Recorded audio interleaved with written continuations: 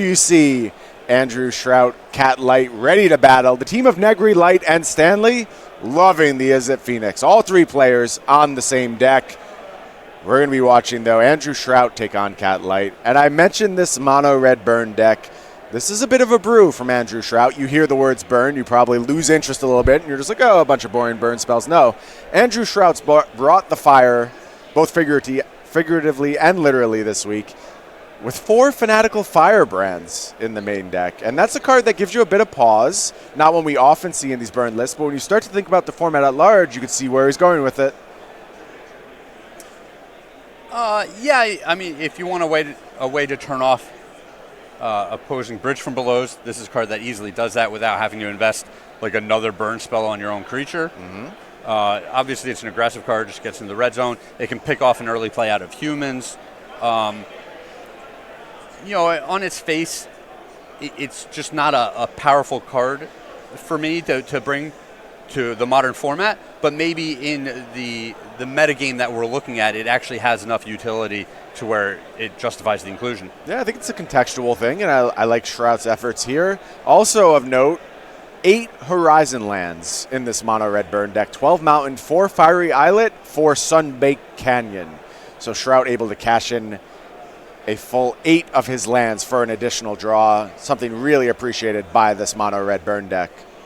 Yeah, the mono red decks have often looked to get a little more utility out of their lands, and it often just wasn't a good enough option to do it.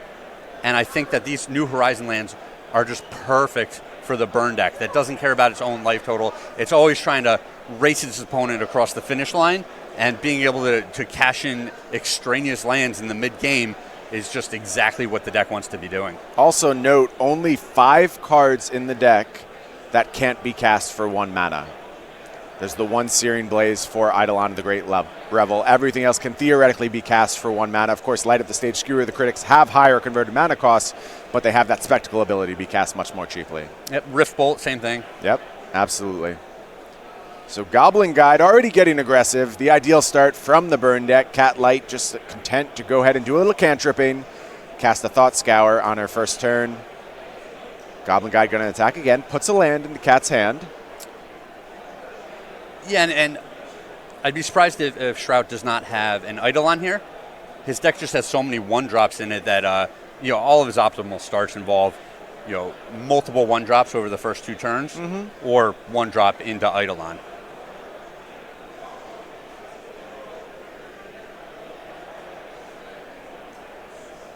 Cat going to go ahead, cast Thought Scour.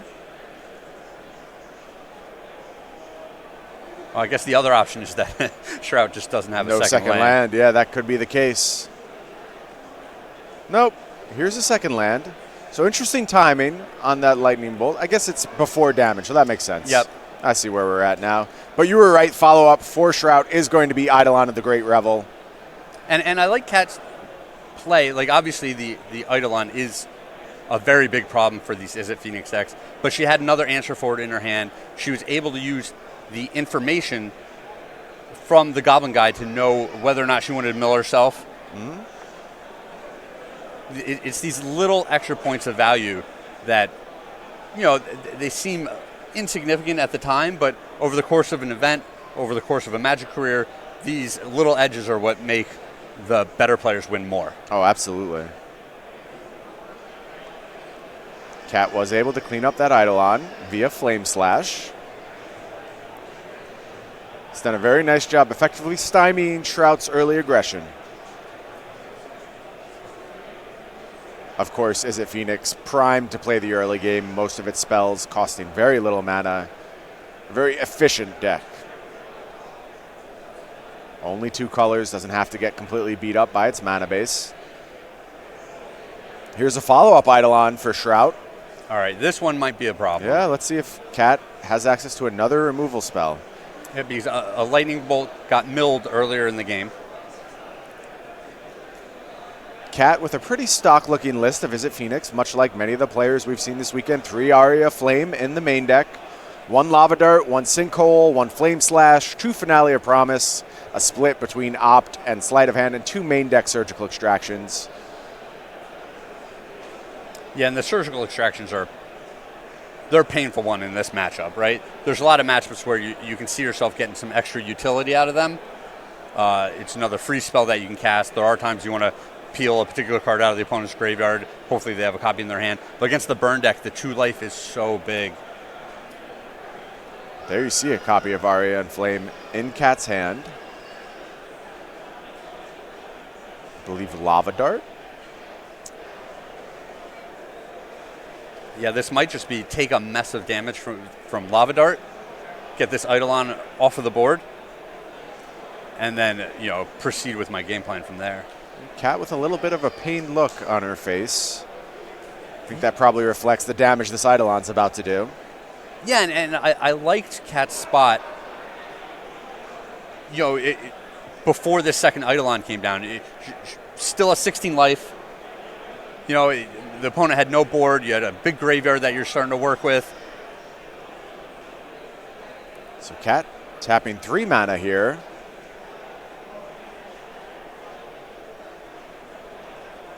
Gonna check in with teammates.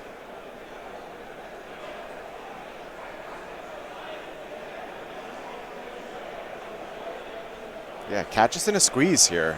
Eidolon's a messed up Magic card, that's for sure. And Cat just going to go ahead and deploy. Aria Flame takes 2 from the Eidolon trigger, going to fall to 13. And now going to go ahead and Lava Dart. Ooh, this is a painful way to do this. Yeah, I mean, she's prioritizing the counters on the Aria Flame. And it's an interesting decision, but you're right, it's a painful decision here. A lot of damage headed Cat's way. Is going to be able to get that Eidolon off the battlefield. Do a little damage to Shrout in the process, but of course Shrout gaining 10 life from that Aria, now sitting at a comfortable 27. But we've seen Aria make you real uncomfortable real fast. Yeah, the term comfortable 27 is not a real thing with Aria. Look at this draw from Shrout. Just has another Eidolon, says, yep, this is what I got. Cat looking a little distraught. Oh, that's funny. Let's see if she can find her way out from the 3rd Eidolon of the Great Revel of the game. We thought the second one was problematic. The 3rd one, I mean, she already had to cash in a Lava Dart and a land to answer the last one. Yeah, that was a lot of resources. Taking 6 damage in the process, too. This Eidolon doing work right now, cutting off Cat's options. There was also the fear. You're passing the turn back to your opponent. Eidolon is a disaster. But what if he just plays another land and has 3 burn spells? Burn, yeah. A lot of fear when you're playing against this mono red burn deck, that's for sure. Here's a sleight of hand. Obviously, the decision to play the Lava Dart, or play the Aria Flame before the Lava Dart. Oh, she hit a good one. Is close. Where Andrew has the follow-up Eidolon, it feels disastrous. She hit a great one here. Magmatic Sinkhole. You're right, that's the perfect answer. No damage from the Eidolon, a converted mana cost much higher than Eidolon's threshold. Still going to be able to get that threat off the battlefield and do some more damage with Aria Flame. Yep, only costs 1 mana to do it. So, Cat's going to be able to continue advancing her plan, getting more counters on this Aria. Yep. And there goes that Eidolon. And now I think Shrout has to close out the game next turn. Cat's life total is precarious, sitting only at 7. A lot of potential hands that she just dies to from Shrout. Looking at the way this deck is constructed, there's just 1 mana burn spell after 1 mana burn spell. Yeah, Shrout would have to peel another land in order to be able to do that. But it's wild. Cat only needs to cast 3 spells on her next turn to win the game. That's it. Yeah. Any 3 spells win her the game. Any 3 non-creature spells win her the game. And I see a Manamorphose in hand. Oh, no. Has a Fiery Islet as well for some redraws. Yeah, and I think there's a discussion here of whether she wants to try to shoot the moon. And go for it now? Yeah, she might not have all the pieces right now. That's a close call. If she has 2 cantrips in her hand, going from 7 to 6 is huge when your opponent's just playing all these 3 damage burn spells. And I think she has Manamorphose Faithless Looting as the 2 cards in hand. I don't think you can go for it in that spot.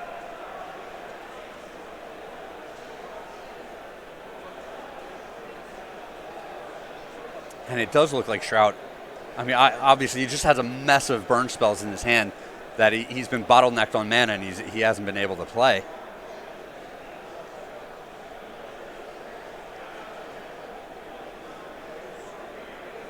No, I think I want to revise my position. If her hand is Manamorphose and Faithless Looting, which I'm not 100% sure about. Obviously, it's hard to read the player's hands very quickly as the cards shuffle around.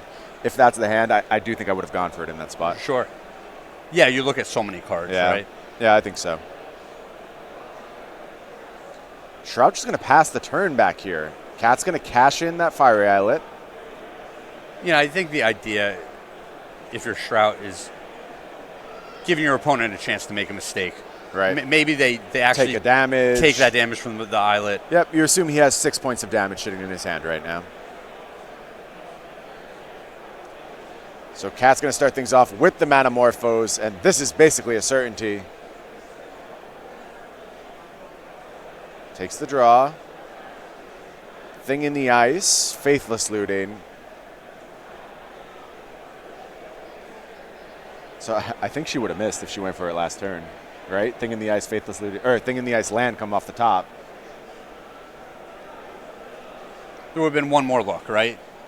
Would have drawn a card from the Manamorphose and then 2 more cards from the Faithless Looting. I think you're right, and I didn't catch what it was. But she did draw another Faithless Looting, a Serum Visions. All of that is good. And that is going to do it. Cat Light takes down Andrew Shrout's burn deck, now up a game in the Izzet Phoenix burn matchup. And you kind of have to feel for Shrout there, where his hand is like so good, but he just needs that one more land. And that's the sacrifice you make when you play a deck like Burn. Yep. You don't have that hand sculpting. You don't have the same level of consistency. Sure, all your burn spells are very redundant. They all kind of do the same thing. But you don't have the ability to go find an extra land when you really need it. Yeah, very much living by the top of your deck, and the top of the deck, despite providing 3 Eidolon and the Great Revel, somehow was still not kind enough to Andrew Shrout in that game, seemingly just 1 point of damage short against Cat Light. Meanwhile, teammates Aaron Barich up a game against Robert Stanley, Harlan Furr down a game against Kazu Negri. Furr also playing that Grixis Urza list that we saw last round in the hands of Koval. But let's talk sideboarding. We'll start over on Andrew Shrout's side. There you're looking at 4 Ravenous Trap, 3 Smash to Smithereens, 2 Harsh Mentor, 2 Flame Slash, 2 Searing Blaze, 1 Surgical Extraction, and 1 Tormod's Crypt. Craig, what do you want to do if you're over on Andrew's side? So I think there's an argument to be made for the Flame Slash, being able to clear out the 4 toughness creature before that, the Thing in the Ice flips. That creature can be problematic for him at certain points. But a lot of these cards, I think this is a matchup where he's going to get to do what he wants to do, and he needs to do that thing as fast as possible, and he shouldn't be messing around with a lot of these other cards. Maybe he wants to bring in the 1 Surgical Extraction here, but I don't think you want a bunch of Ravenous Traps in your deck against this matchup. Especially on the play. On the play, I like a really light touch from Shrout's side. I wouldn't look to make too many changes. Just want to preserve that aggression that we saw come oh so close in that first game. Meanwhile, over on Cat's side, we were looking at 1 Surgical Extraction, 2 Blood Moon, 2 Anger of the Gods, 2 Abrade, 2 Seasoned Pyromancer, an interesting add out of this Izzet Phoenix deck, 3 Ravenous Trap, and 3 Spell Pierce. Craig, what are you doing if you're Cat? So Cat's kind of in a similar boat here, where you don't want to get too creative with your sideboarding and just get burned out of the game with a bunch of awkward cards in your hand. There is an argument to be made. We mentioned Shrout's deck has a few more creatures than most of these decks play, so maybe you do want the Anger of the Gods. I think you definitely want the Abrades. It's just more Lightning Bolt effects. And then the Spell Pierce, we saw the last game, the burn deck often does not have a lot of extra lands that it's working with. Spell Pierce is often going to be very effective against them. So I can see bringing in 1 or 2 of these, especially when Cat has cards like Surgical Extraction in the main deck that need to come out. Right. Yeah, there's some pretty clear cuts for Cat, and that's going to lead to a little bit more fluid sideboarding, allow a few more of these cards to make the cut than otherwise would. But I agree with your assessment. I like all the cards you mentioned, particularly Spell Pierce and Abrade, maybe Anger of the Gods, a little bit more fancy on that one. Mm-hmm. Well, if you're looking for the best in high-level analysis, you want to see all kinds of sideboard guides, see where the metagame is going, you better be subscribed to SCG Premium. Also, you get to read my articles. That's basically the biggest upside there is. You can become a Star City Games premium member today. Not only do you get all that content I talked about, but you get rid of the ads, and you also get a discount on your SCG purchases. I've been a premium member for, I don't even know now. It has to be like 9 years we're going on. And I will say this, even if I was not a writer for Star City, even if I wasn't involved with Star City, you can be sure I would be subscribed to premium. Just where the best minds in the game are going to talk about, and me. So you get really smart people, and you get my nonsense. It's really a win-win. Yeah, so my premium just ran out recently. Renew that right now, Craig. And it's one of those things it's almost a little bit jarring. Like, I go to the website, and I'm like, I want to read this article. Click on it, and it's just like, hey, like, your premium's out. And I'm just like, what? Like, come on. Yeah, it's something I can't live without at this point. So, like I said, this is an easy shill for me because this is a product I really do believe in and love, and has been a huge part of my life for years. It's where I go for the best Magic knowledge. Yeah, I figured I'd use my time around Cedric this weekend to try to leverage a little free premium. Yeah, maybe? A little freebie. It's not a bad idea. Cedric's pretty tight purse, though. I've been trying to get some katana sleeves from him for basically a year now, and I've mostly come up empty-handed. So.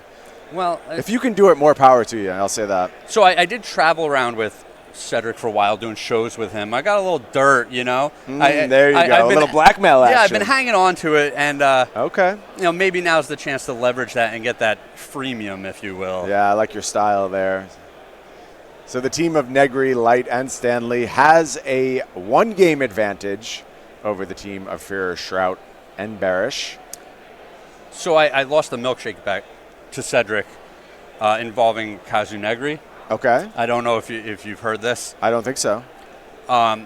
So they handed us deck lists, and I was like, who printed this deck list? Like, everyone else has handwritten deck lists. And he's just like, oh, no, that's just Kazu's handwriting. Mm-hmm. And I was like, no, there's no way this is someone's handwriting. The finest handwriting on the SCG So tour. clean. Yeah, it's incredible. So consistent. And so I made the wager that this cannot be handwriting, and then bought Cedric a milkshake. Yeah. Because I was wrong. Immaculate penmanship, Kazu. I'm sure your elementary teachers would be most proud of the penman you've become. Just a master with the quill. Yeah. Would love to see someone bust out a quill during the players' meeting. Just dab into their little ink blot and go to town on there. Yeah, a little calligraphy to start the day. Why not? Nice little feather. Yeah. Just working it across the page with a flourish. I mean, it sounds nice, but now obviously I just have a bone to pick with Kazu, costing me a milkshake. Well, look, if he's going to make our jobs easy and his deck list easy to read, I mean, I'll buy you a milkshake if he continues to write that cleanly, quite frankly. Done. Taking you up. 1 milkshake, please. And then you have the anti-Kazu in Austin Collins. Austin Collins, a fantastic Magic player, not a great penman. Austin, work on your penmanship. Looks like players are ready to go down to Game 2. Andrew Shrout going to be on the play. Leads with just a mountain, no 1-drop here. You know what that means when we get to turn 2. You got to be thinking Eidolon. Yup. Cat going to respond. Has the Lightning Bolt. Going to take 2 damage. Fall to 18. But cleans up that problem right away. I'm not so sure about Shrout's choice of mountains here. Are you you're a foil guy. You must have certain basics that just really do it for you, and other ones that you cringe at. I do, but what may surprise you is I've always been a fan of white-bordered lands for searchability purposes. Sure. I like being able to fetch and just grab my white-bordered lands immediately. I've gotten away from those, though, with the unstable lands, which have now become my default basic lands, because those are also easily findable because they're borderless. Yep. So I am not going to hate on white-bordered lands. I think there's better white-bordered lands. My choice was usually white-border revised. I was quite fond of those. Okay. Maybe if you want to go real premium, white-bordered unlimiteds, if you're feeling flashy. I do appreciate the consistency where he's got all the same artwork. Absolutely, that's key. Ooh, and this is a draw that's starting at a snail's pace. So full price light up the stage, and Cat Light ready with the Spell Pierce. Shrout wastes a 3-mana turn, and that's a disastrous start for Andrew Shrout. Yeah, you have to think with all of this time that Cat's going to be able to start putting something together, get some free Phoenixes into play. Yeah. Get a thing in the ice that's threatening to just clock the opponent. Yeah, definitely not what Shrout was hoping for in this matchup.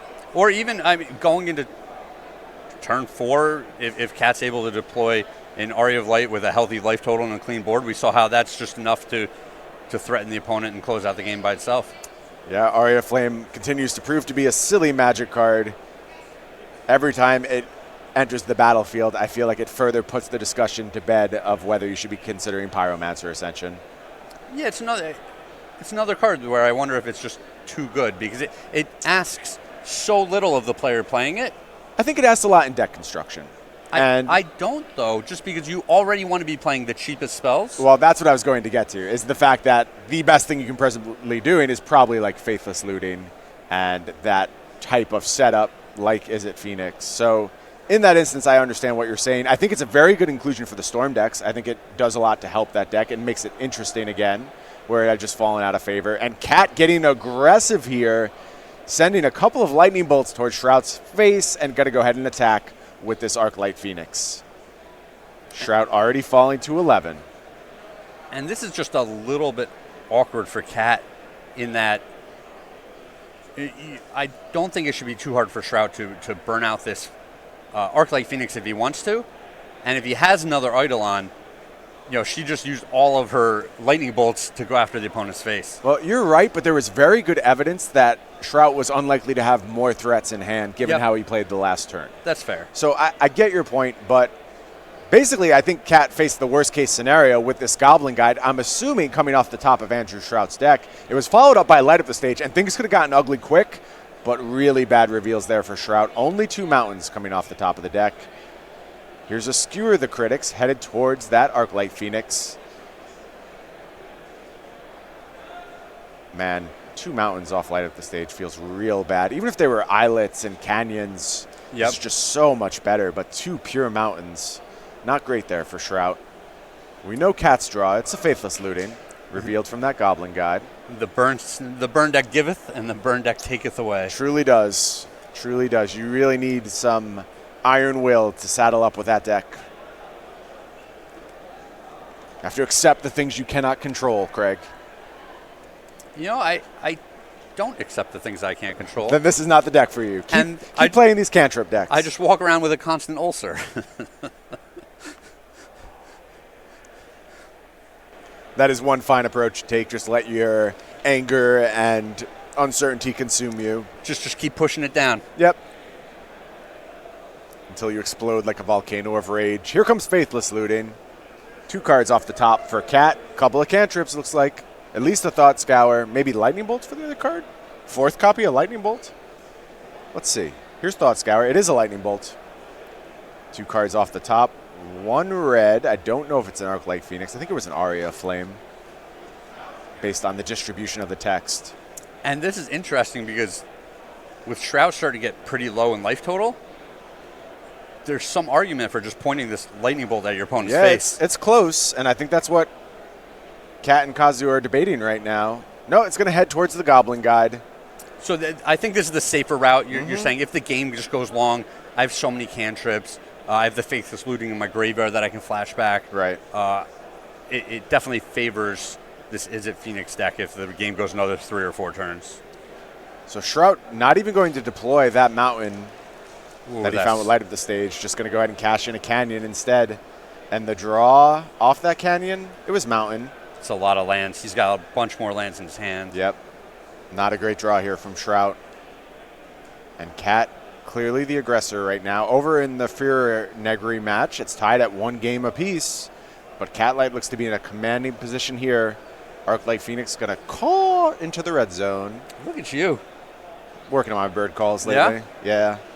I'm a big bird fan. I got a bird bath in my backyard. Pacific Northwest has a lot of cool birds. They get like big woodpeckers and these cute little finches, and there's hummingbirds all over the place. And also I like Arclight Phoenix. So. And you just sit on your back porch, you make calling noises at them? Yeah, basically. Yeah. They don't like it very much. No, I would imagine not. I enjoy myself. That's what's important. Yeah, that bird bath isn't out there for them. Right. I just sit in it and call all day. It's real awkward for my neighbors.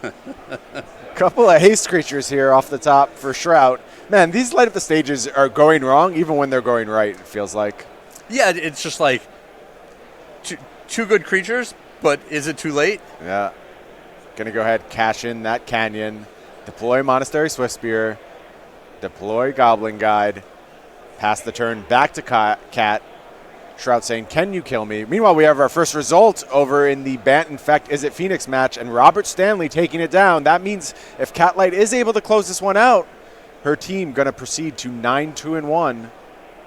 Yeah, it's a good spot. Like we said earlier, only 25 teams here in day 2. Here's a second Arc-Light Phoenix from Catlight, and that is going to get the handshake from Andrew Shrout. The team of Negri, Light, and Stanley thus far on the day, 3-0.